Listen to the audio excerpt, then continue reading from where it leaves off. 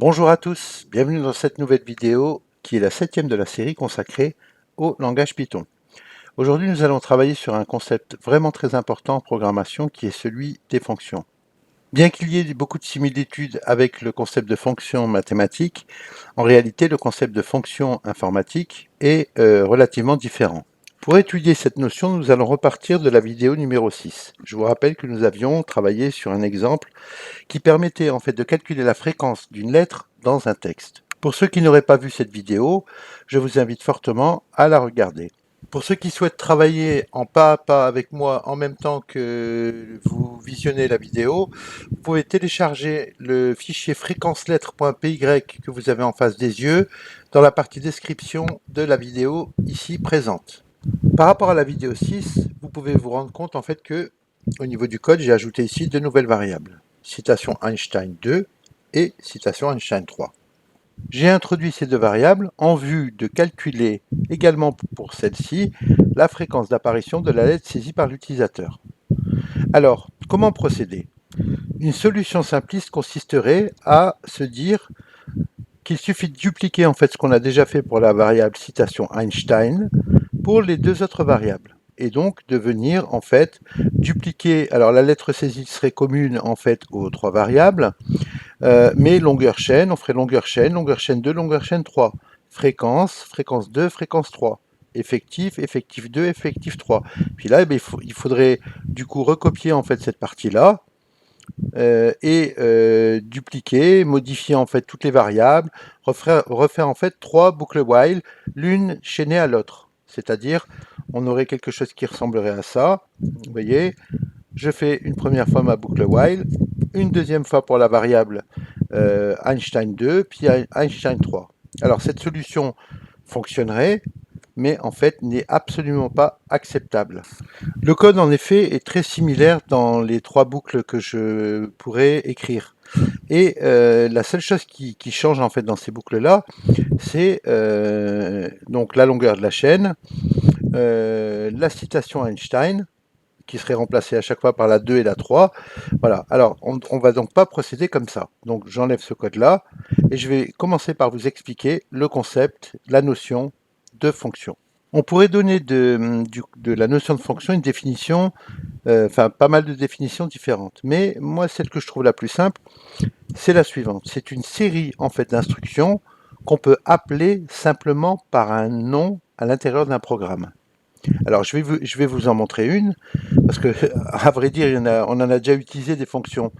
Alors par exemple, ici, vous voyez cette fonction-là, c'est une fonction de Python qui fait partie du langage, qui a été développé par, je ne connais pas l'identité du développeur qui a créé cette fonction. Tout ce que je sais, c'est qu'elle s'appelle len, et que quand je lui passe en paramètre une chaîne de caractères, quand je fais len de chaîne de caractères, elle me renvoie un entier qui correspond au nombre de caractères. Et chaque fois que j'ai besoin d'avoir le nombre de caractères d'une chaîne, ben je l'utilise, je peux l'utiliser 10 fois dans un programme et j'ai pas besoin du tout de réécrire ce code. C'est-à-dire que si elle n'existait pas, il faudrait que je l'écrive, parce que comment je pourrais avoir le nombre de caractères d'une chaîne si cette fonction n'existait pas. Un autre exemple de fonction, vous voyez ici la fonction input. C'est quoi son boulot dans la vie?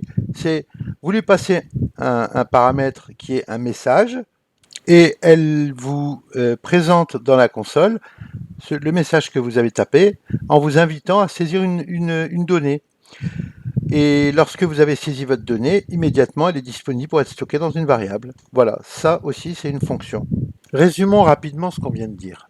Une fonction est une boîte noire avec des entrées et éventuellement une sortie. Une boîte noire au sens où on ne sait pas forcément comment elle est faite.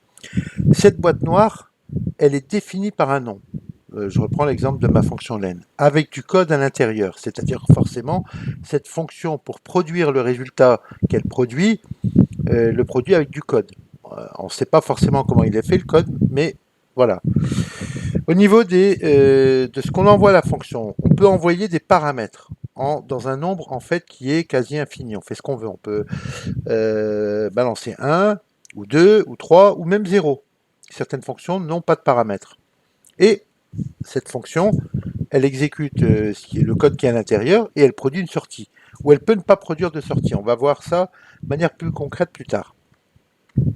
Par exemple, la fonction dont je vous ai parlé dans l'exemple, c'est len, la fonction len. Cette fonction prend une chaîne de caractères en paramètres et produit comme sortie la longueur de la chaîne, qui est un nombre. Alors maintenant, vous devez vous douter de ce que je vais faire dans le reste de la vidéo. Je viens de vous présenter en fait une définition, une explication de ce qu'est une fonction en informatique. L'idée va être maintenant de passer à la pratique. Alors je retourne dans Spider et je vais créer une fonction en fait qui va se comporter de la même manière que la fonction len.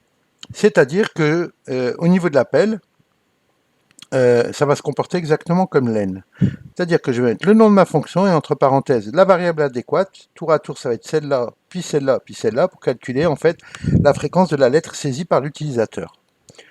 Alors, cette fonction, je vous propose de l'appeler calcul fréquence lettre. Alors, évidemment, Python ne connaît pas la fonction calcul fréquence lettre puisque je ne l'ai pas encore créée. Donc, il faut la définir. Attention, toute fonction qui est créée doit d'abord être définie. Pour définir une fonction, on utilise le mot-clé def. Ensuite, je vais saisir le nom de la fonction. Donc, calcul fréquence lettre. Alors moi j'aime bien découper comme les variables, j'aime bien découper la fonction par syllabe, calcul, fréquence, lettre et en mettant en majuscule à partir de la deuxième syllabe le début de la syllabe. Donc ici F majuscule, lettre. Ensuite on met entre parenthèses le nom du paramètre d'entrée ou des paramètres d'entrée. Si vous en avez plusieurs, vous les séparez par des virgules. C'est exactement mon cas. J'ai deux paramètres pour cette fonction calcul fréquence lettre. Je dois indiquer en fait comme premier paramètre le texte dans lequel je vais calculer cette fréquence, pour lequel je vais calculer cette fréquence. Puis, alors moi j'aime bien mettre un espace quand il y a plusieurs paramètres pour bien les isoler, que ce soit bien lisible. Et ensuite je vais mettre une lettre, la lettre saisie par l'utilisateur. Je termine cette première ligne de définition par un 2 points. J'appuie sur Entrée et ça auto-indente. Alors juste pour votre culture générale, cette première ligne en fait de définition s'appelle la signature de la fonction. En fait, une signature de fonction correspond à son nom et la liste de ses paramètres. Voilà. Et en général, on ne peut pas définir deux fonctions qui ont exactement la même signature. Alors passons maintenant au corps de la fonction. Donc ce qui est à l'intérieur de la fonction s'appelle le corps de la fonction. Alors le travail a déjà été fait dans la vidéo numéro 6. Donc je ne vais pas tout refaire à l'identique et tout réexpliquer, tout est dans la vidéo 6. Je vais simplement prendre les bouts qui m'intéressent, faire du copier-coller et remplacer les variables par les bons noms, c'est-à-dire ceux de la signature ici en haut, les deux paramètres texte et lettre. Alors, en fait, ici, la lettre saisie, j'en ai pas besoin. Elle va être saisie à l'extérieur de la fonction et elle sera injectée dedans. Alors, l'index 0, j'ai besoin en fait de le prendre et de le mettre ici. Alors, voilà, bien indenté, index égale 0.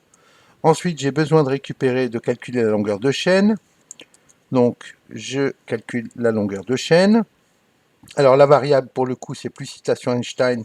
C'est une variable dite générique qui va être len de texte. Ensuite, la fréquence est égale à 0, l'effectif est égal à 0, tout ça c'est valable. Alors je vais prendre tout ce code-là et je vais venir le mettre ici dans le cœur de la fonction. Voilà. Alors le problème c'est qu'il faut tout réindenter correctement. Voilà. Ici, pareil. Voilà. Alors maintenant il faut que je renomme les différentes variables qu'il y a là-dedans conformément aux deux paramètres que j'ai mis là. Donc la texte c'est bon, fréquence c'est bon, effectif c'est bon, longueur chaîne c'est bien longueur chaîne. Alors citation Einstein, je vous rappelle que c'est plus ça, mais c'est texte. Lettre saisie, c'est plus lettre saisie, c'est lettre.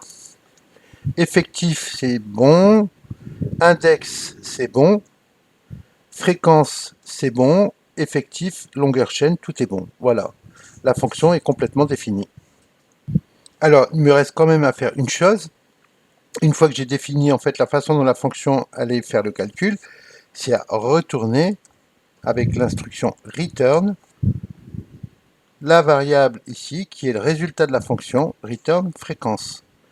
Alors, résumons-nous. Ici, nous avons défini le nom de la fonction. Là, les deux paramètres en fait qu'on passe à la fonction quand on l'appelle. On travaille uniquement avec ces deux paramètres. Tout ça, c'est des variables en fait qui sont définies à l'intérieur de la fonction. Petit mot en passant, ces variables n'existent pas si vous êtes à l'extérieur de la fonction. Toute variable définie dans une fonction n'est pas visible à l'extérieur de la fonction. Si j'essaie de faire un print de longueur chaîne ici à l'extérieur de la fonction, eh bien j'aurai un gros souci, je vais avoir une erreur de syntaxe. Alors, avant de continuer cette vidéo, je vais d'abord faire un petit peu de nettoyage. Je vais me rendre ici dans la console et effacer la console, CTRL L. Et ici, alors ces variables-là, vous voyez, précèdent en fait la définition de la fonction. Donc je vais les effacer pour éviter que Python les reprenne alors qu'en fait elles n'existent plus. Voilà, alors je clique ici, hein, je l'ai fait un peu vite, je clique sur cette petite gomme là ici, toutes les variables définies par l'utilisateur seront supprimées. Souhaitez-vous continuer? Évidemment que je veux continuer, voilà. Il vous met une espèce de message, on s'en fiche, voilà, je réefface avec CTRL L. Alors, ceci étant fait, maintenant on va tenter d'exécuter le programme. On clique en fait sur le bouton Play et on tape A. Et là, on a une erreur. Pourquoi on a une erreur? C'est exactement ce que j'ai expliqué juste avant. Toutes les variables définies dans la fonction ne sont pas visibles de l'extérieur. Donc, c'est normal qu'on ait une erreur. Alors, pour virer cette erreur, il suffit ici que je ne fasse pas référence à cette variable fréquence. Donc, je la mets en commentaire ici. Je relance. Je mets A. Et ici, qu'est-ce qui se passe? Il n'y a rien qui se passe en fait. Et c'est logique. Pourquoi? Parce que ici, je n'ai fait que définir la fonction. Je ne l'ai pas appelée. Alors vous vous souvenez là pour le fameux len ici, vous voyez, il faut que j'appelle la fonction avec une valeur. Alors ici, ce que je vais faire, c'est déclarer trois variables. La première va être fréquence 1 pour la citation 1. Et là, je vais simplement appeler ma fonction. Donc je vais copier-coller le code. Donc calcul fréquence lettre. Alors ici, le premier paramètre doit être un texte, et ici, je vais simplement lui glisser la première variable, citation 1, enfin citation Einstein.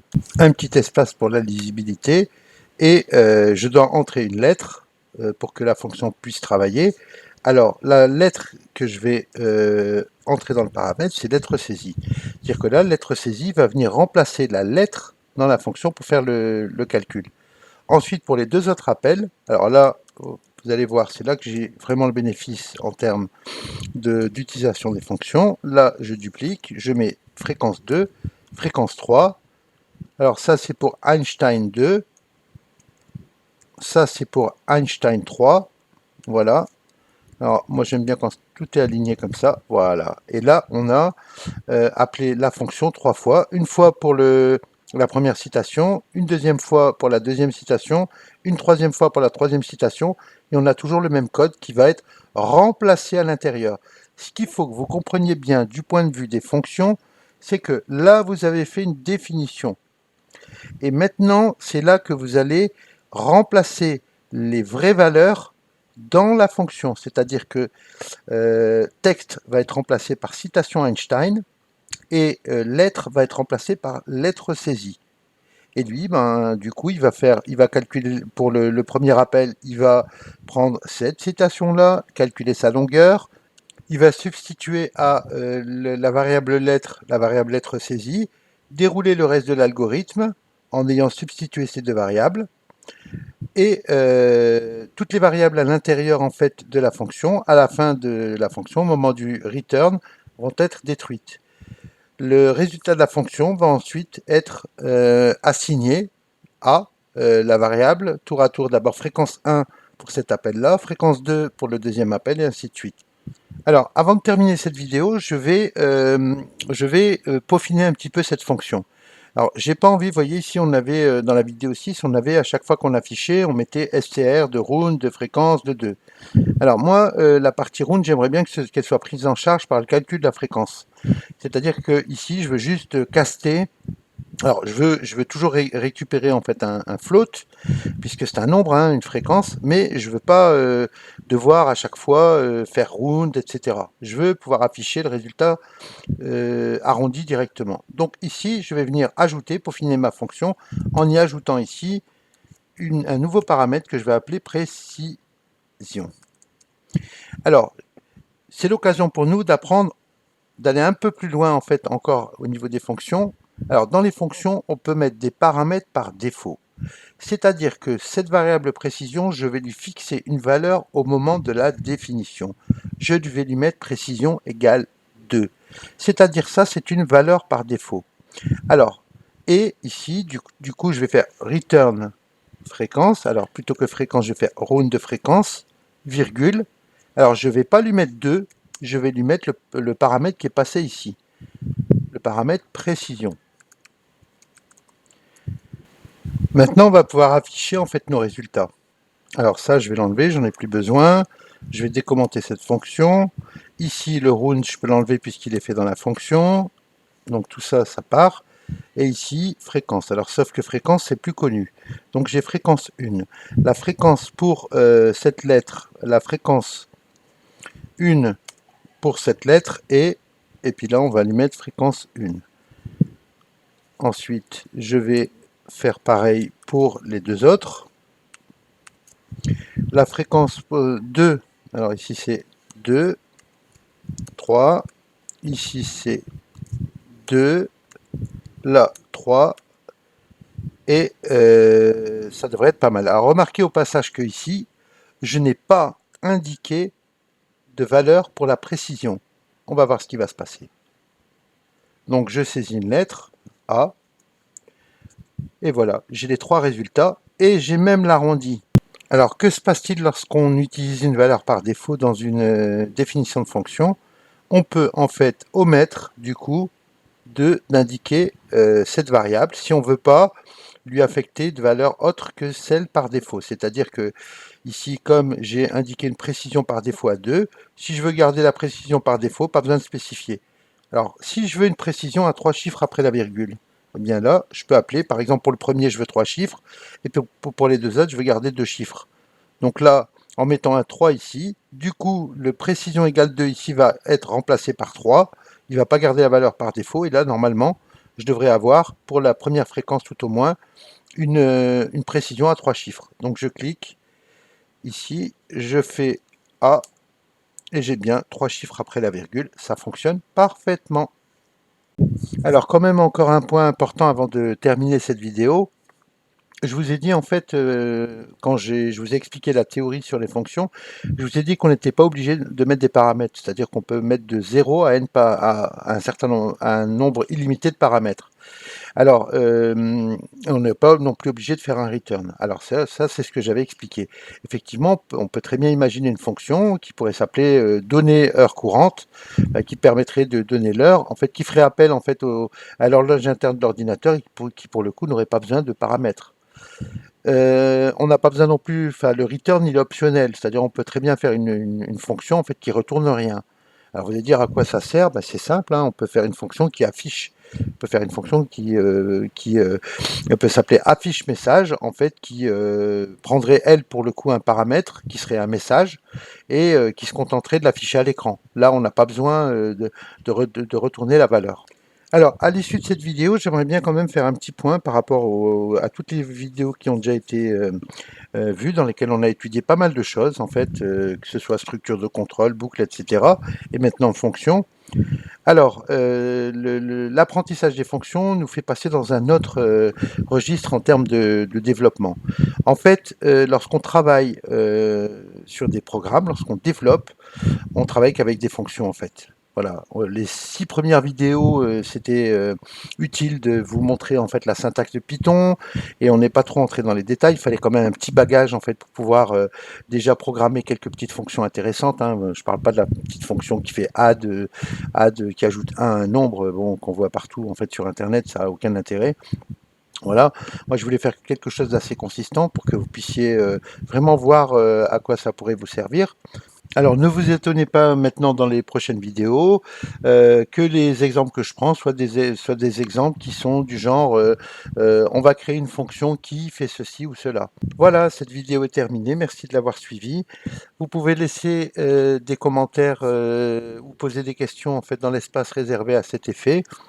N'hésitez pas aussi à vous abonner, à partager, à mettre un petit pouce bleu, ça fait toujours plaisir. À bientôt pour une nouvelle vidéo.